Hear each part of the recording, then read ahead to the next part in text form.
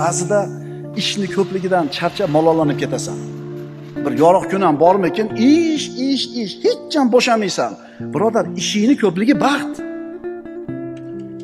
Ishni ko'pligi muammo emas, ishni yo'qligi muammo. Bekarchilik muammo. To'g'rimi?